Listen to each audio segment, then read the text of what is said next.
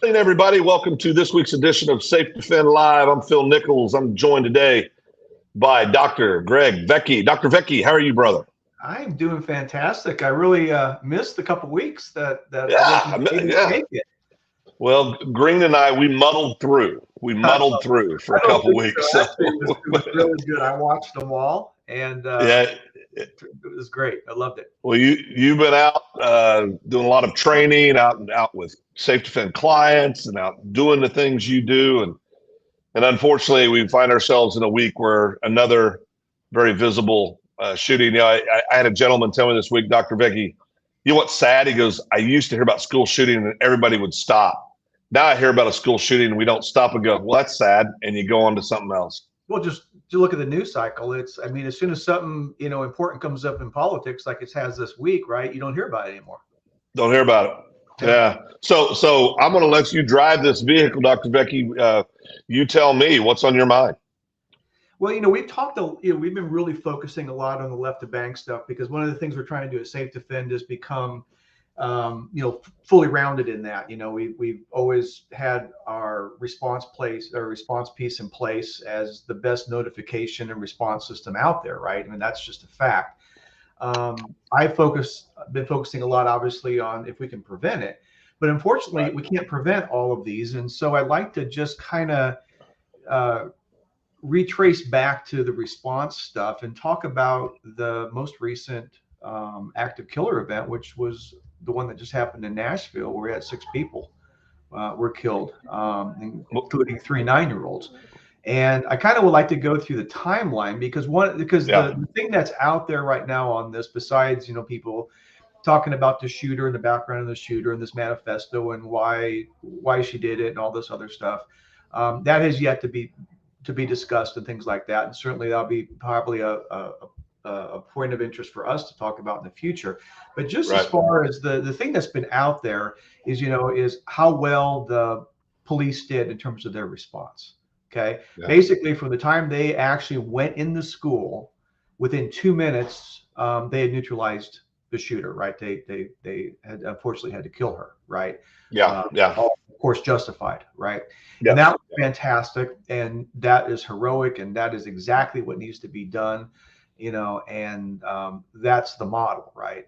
But I think one of the things that we overlook sometimes in this is the stuff that happens outside of the ability of law enforcement to do anything, right? And the things that cause us problems with death and serious bodily injury, right? And the idea of the importance of notification um, and response, right, and protection, right? To notify and protect, which is what we do at Safe Defend, right? And I kind of want to kind of reel it back a little bit, not to take anything away from the law enforcement response, but to talk about a couple things before they arrived at the school, right? Because once they arrived at the school, it was a perfect textbook ending, right? And there's no doubt about it.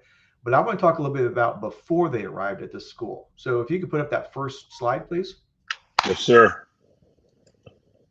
There we go. So if we're looking through here, here's what happened, right?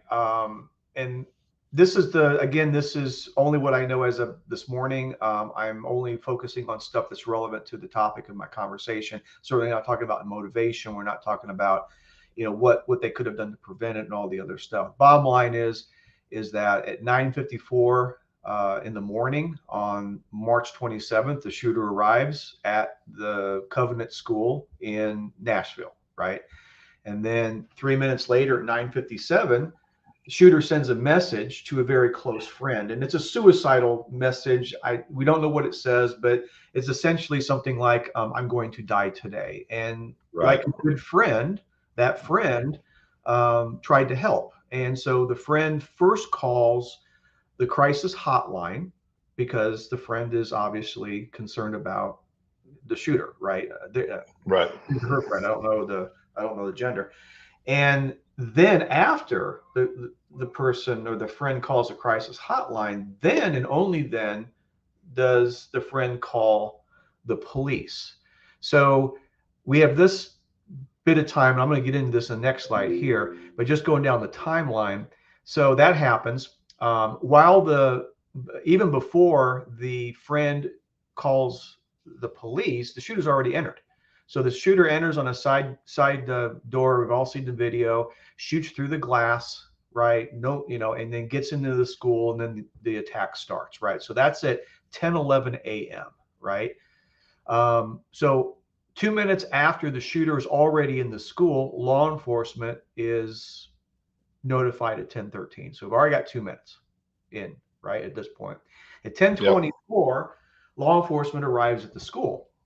Within a minute of arriving at the school, they go in, and 2 minutes later, they shoot and kill the attacker. Okay, excellent job, right? Okay, Yeah. Shooter was in the school for about 14 minutes though before law enforcement entered the school. So that's problematic. It's nothing to do with law enforcement. They couldn't have fixed this. And this is the thing we have to focus on when we're talking about the SafeDefend system, the notification and protection, is that we have to be able to notify before the police can even get going, and then we got to protect ourselves, right, until the situation is resolved. So in this case, we have 14 minutes before law enforcement even enters the school.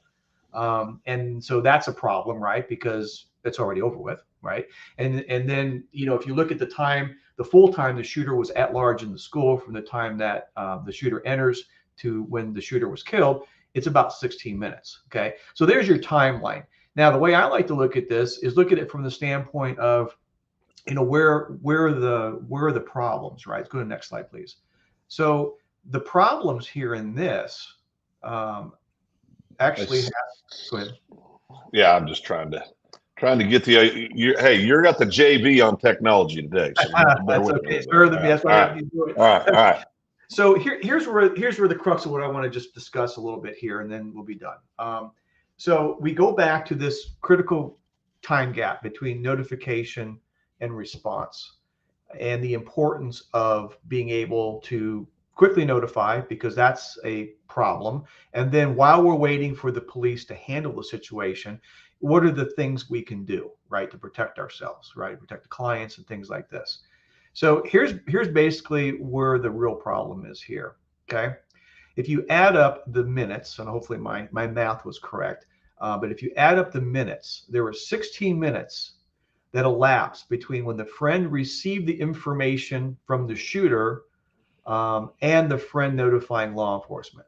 So in other words, 9:57 a.m., the friend receives this distraught message indicating that the shooter wanted to commit suicide, and it's not until 10:13 that the friend actually notifies the police, right? Then you add 11 then you add 11 more minutes, the time between law enforcement notifications, so they got that at 10:11, and the actual time that they actually arrived at the school before they went in. Okay, then you add another 2 minutes between them entering the school and killing the shooter, right, and stopping which is excellent, right? So what we have here is we have a 31-minute problem. A 31-minute elapsed between shooter sending the suicide message, okay, which is really the first notification, which only went to the friend, and then the friend waited because the police were the second call, right, not the first call, and then the friend and then law enforcement killing the shooter. So what this means here is that I don't think the police could have done any better. I mean, honestly, they did a fantastic job, but the police can only do their job once they're in the school, right? Yep. They can only get to the school once they're notified. And so if there's delays, which there always are, and this is what people overlook, there are delays in notification to the police. Police are not going to respond until they're notified. So that gap there is an issue that is very hard to deal with. And it's really, frankly, not something you can really easily solve, because how are you going to solve a friend just doing what they think is right? Right. And then, you've got this time between the notification and the police arriving. Dr. V, let me ask you a question. We may just not have this data yet, but so nobody from the school ever called law enforcement? I don't know. I don't know. I don't have that information. I'm going right. The information I have.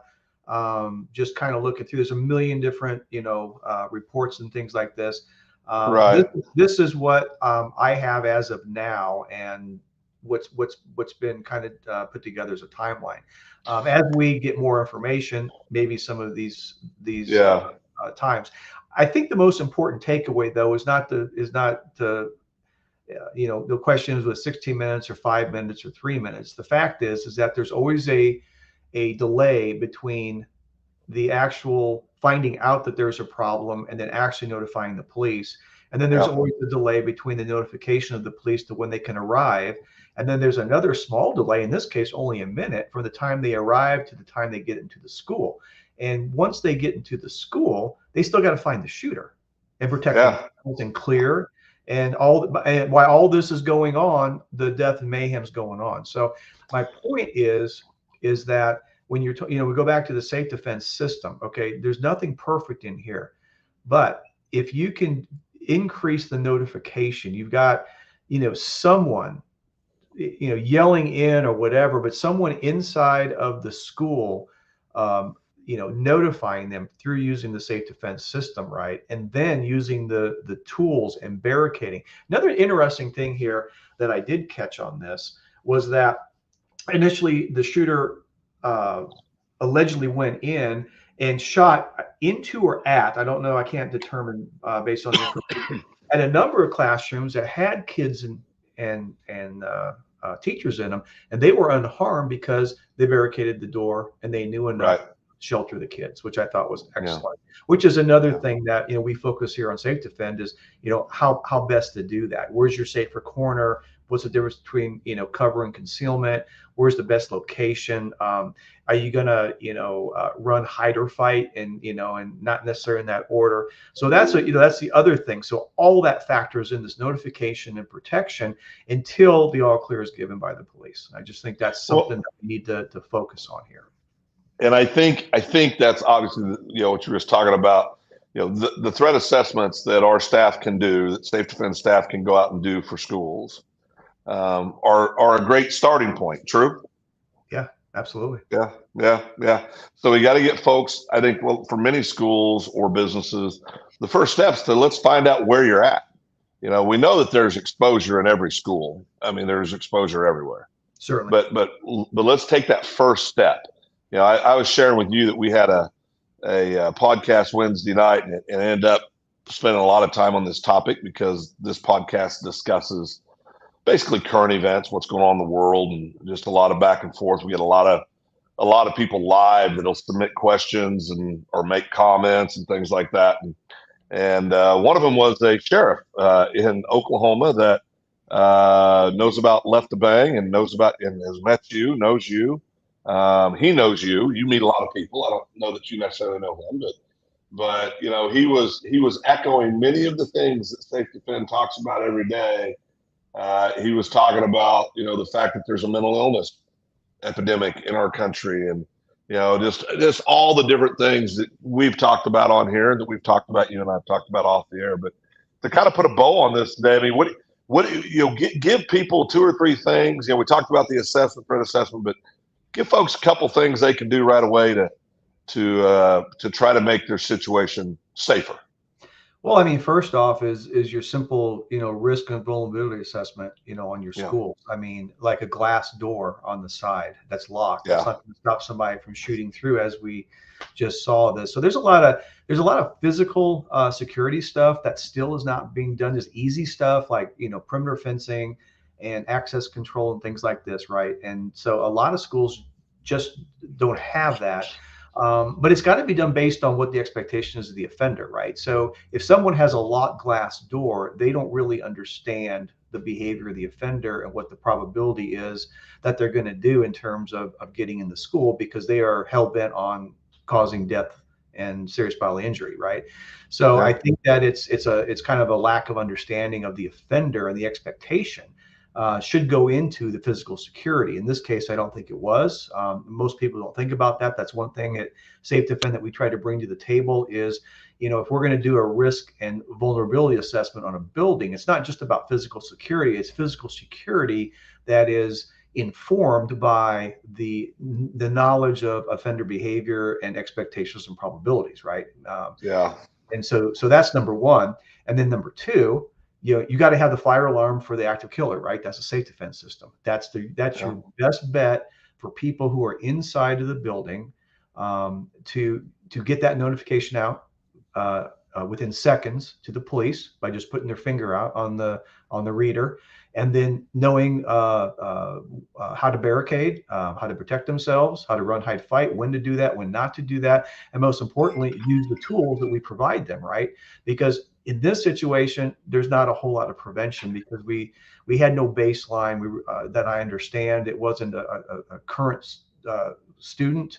It was almost like practically a stranger at this point, because apparently the shooter went to school there years ago. So years ago, yeah. So it's kind of the equivalent of a stranger coming in at this point. There'd be no expectation that anyone would know her necessarily or think anything of it.